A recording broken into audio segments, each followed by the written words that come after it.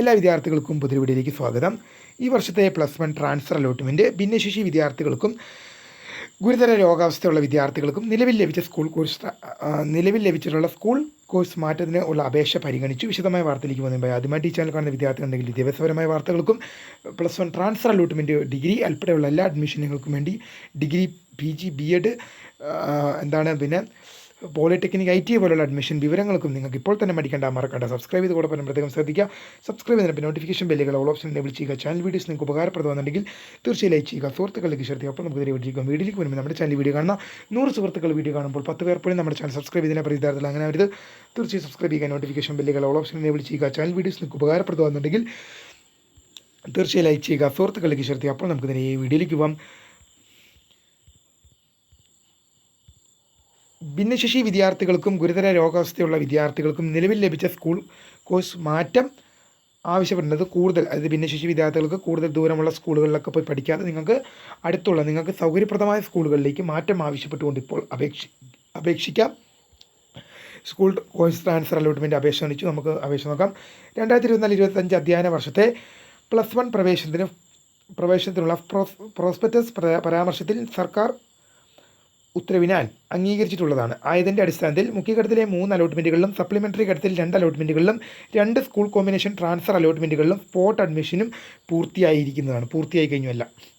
അത്രയേ ഉള്ളൂ. അവിടെ ഭിന്നശേഷി വിദ്യാർത്ഥികൾക്കും അനുസമ്പർക്ക മാറ്റത്തിന് അർഹതയുള്ള ഗുരുതര രോഗാവസ്ഥയുള്ളതും ആയ വിദ്യാർത്ഥികൾക്കും നിലവിൽ ലഭിച്ച സ്കൂൾ കോമ്പിനേഷന് പകരം കൂടുതൽ സൗകര്യപ്രദമായ മറ്റ് സ്കൂൾ കോമ്പിനേഷനിലേക്ക് മാറ്റം ആവശ്യപ്പെട്ട് സമർപ്പിച്ച അപേക്ഷകൾ പരിഗണിച്ചുകൊണ്ട് കോഴ്സ് മാറ്റം അനുവദിച്ച് ഉത്തരവാകുന്നു.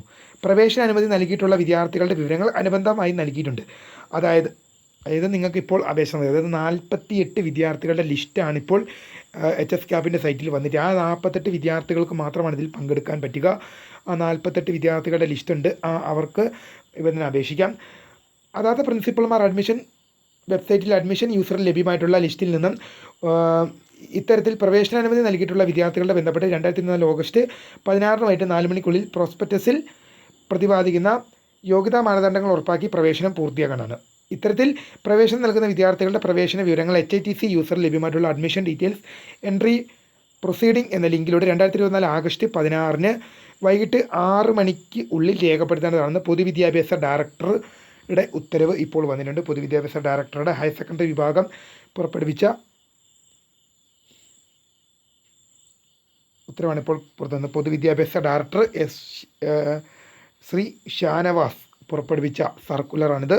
പൊതുവിദ്യാഭ്യാസ ഡയറക്ടർ ഷാനവാസ് എസിൻ്റെ കാര്യാലയത്തിൽ നിന്നും പുറപ്പെടുവിച്ച സർക്കുലറാണ് ഇത്. 48 വിദ്യാർത്ഥികളുടെ ലിസ്റ്റ് വന്നിട്ടുണ്ട്. ആ 48 വിദ്യാർത്ഥികൾക്കാണ് ഇപ്പോൾ അപേക്ഷ സമർപ്പിക്കാൻ സാധിക്കുക. ഇനി മൂന്നാമതൊരു ട്രാൻസ്ഫർ ഉണ്ടോ എന്ന് പല വിദ്യാർത്ഥികളും ചോദിക്കുന്നുണ്ട്. നോ എന്നാണ് പറയുക. ഇപ്പോൾ ഇവർക്കുള്ള ട്രാൻസ്ഫറാണ് വന്നിരിക്കുന്നത്. മൂന്നാമത് ഒരു ട്രാൻസ്ഫർ അലോട്ട്മെൻറ്റ് ഉണ്ടായിരിക്കുന്നതല്ല. മുൻ വർഷങ്ങളിൽ അത് ഉണ്ടായിട്ടുമില്ല. ഈ വർഷം അത് ഉണ്ടാകാനും പോകുന്നുള്ളതല്ല. വീഡിയോ ഇഷ്ടപ്പെട്ട ലൈക്ക് ചെയ്യുക, ഷെയർ ചെയ്യുക, സബ്സ്ക്രൈബ് ചെയ്യുക. My name is Kriya, the founder of Kriya ഫോട്ടക്, the career guidance. Thanks for watching. By.